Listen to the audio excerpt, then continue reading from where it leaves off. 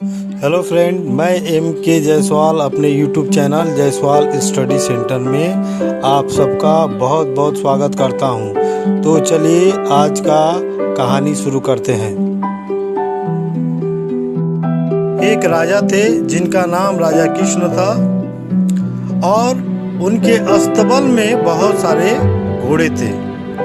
उन सभी घोड़ों में उन्हें चेतक काफ़ी प्रिय था और उसकी देखरेख के लिए उन्होंने अलग से बहुत सारे नौकर चाकर लगा रखे थे, जिसके कारण चेतक देखने में बहुत ही सुंदर और मनोहर दिखता था और उसकी चाल तो हवाओं से बात करती थी। राजा जब भी कहीं जाते तो साथ में चेतक भी जाता था और चेतक उनका प्रिय घोड़ा था। एक बार राज में यज्ञ कराने के उद्देश्य से राजा अपने गुरुदेव से मिलने के लिए चेतक के साथ उनके आश्रम घने जंगल में जाते हैं और चेतक को वहां बांधकर मुनि से मिलने चले जाते हैं और मुनि से धर्माचार की चर्चा करते हैं। तभी एक जंगली घोड़ा चेतक के पास आता है और दूर से देखता है। चेतक उस घोड़े को देखकर मुस्कुराता है और कहता है, अरे यार मेरे पास आओ, मैं भी तुम्हारे तरह घोड़ा ही हूँ। तो चेतक को देखकर वह जंगली घोड़ा कहता है, वाह आपकी क्या शान है, आप तो देखने में बहुत ही सुंदर लग रहे हो। तब चेतक कहता है, मेरा मालिक बहुत दयालु है और मुझे बहुत प्यार करता है, मुझे नित्य अच्छे अच्छे स्वादिष्ट भोजन कराता है और मुझे नए नए जगहों पर घूमने ले जाता है। तब जंगली घोड़ा कहता है कि क्या तुम्हारा मालिक मुझे भी अपने साथ रखेगा? तो चेतक कहता है कि मेरा मालिक बहुत दयालु है, मैं उनसे बात करता हूँ, वह तुम्हें जरूर रखेंगे और तुम्हारी भी देखरेख करेंगे। तभी जंगली घोड़ा को अचानक चेतक के गले में बंधा हुआ रस्सी दिखाई देता है और वह कहता है, अरे अरे अरे भाई, तुम तो राजा के गुलाम हो। चेतक आश्चर्य दृष्टिकोण से जंगली घोड़ा को देखता है, कहता है, तुम क्या बकवास कर रहे हो?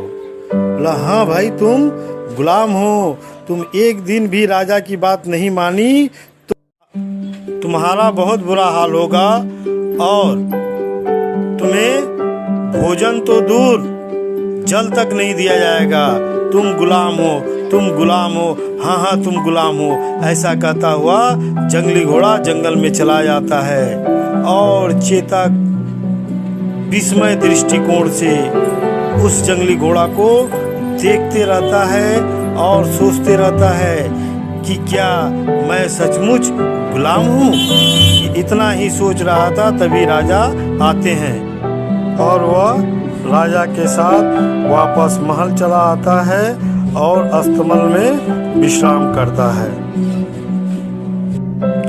और रात भर यही सोचता रहता है कि क्या मैं गुलाम हूँ, क्या मैं गुलाम हूँ।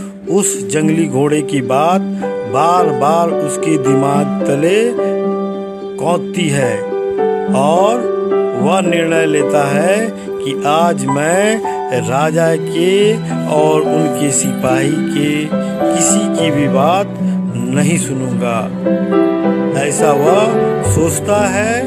तभी राजा के सैनिक वहां आते हैं। राजा के सैनिक उसे तैयार करने की बहुत कोशिश करते हैं पर वह तैयार नहीं होता है।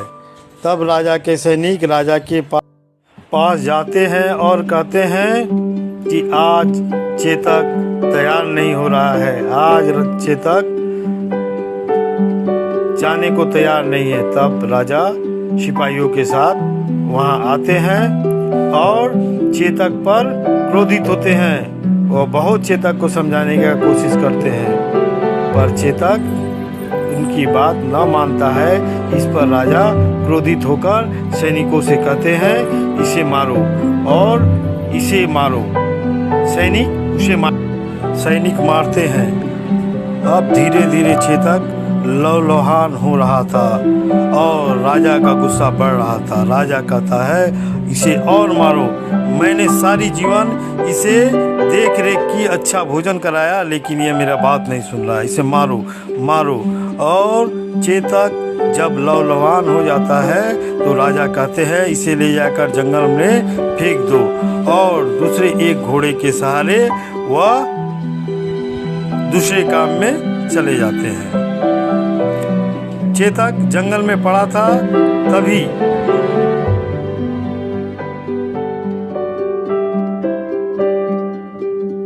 वहाँ जंगली घोड़ा आ जाता है और इसे देखकर कहता है क्यों भाई, आज तुम्हारी यह दशा क्यों? तब चेतक कहता है कि मेरी दशा मेरी पराधीनता की वजह से हुई। तुमने सच कहा था कि एक दिन तुम राजा की बात न सुनकर देखो, आज मैंने वही किया।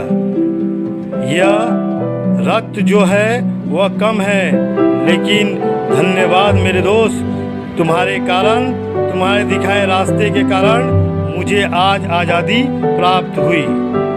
आपका बहुत बहुत धन्यवाद। और यह कहकर वह दोनों साथ साथ जंगल के अंदर चले जाते हैं। तो दोस्तों, यह था मेरी छोटी सी प्यारी सी कहानी। जिंदगी में आज़ादी बहुत बड़ी चीज़ है और आज़ादी के से बड़ा कुछ भी नहीं है। तो दोस्तों, यह था आज की कहानी। अगर मेरा कहानी आपको पसंद आए तो मेरे वीडियो को लाइक कीजिए और दोस्तों में शेयर कीजिए और मेरे चैनल को ज़रूर सब्सक्राइब कीजिए और बेल आइकन बजाना ना भूलें, ताकि मेरे आने वाले हर लेटेस्ट वीडियो की जानकारी आप तक पहुंच सके।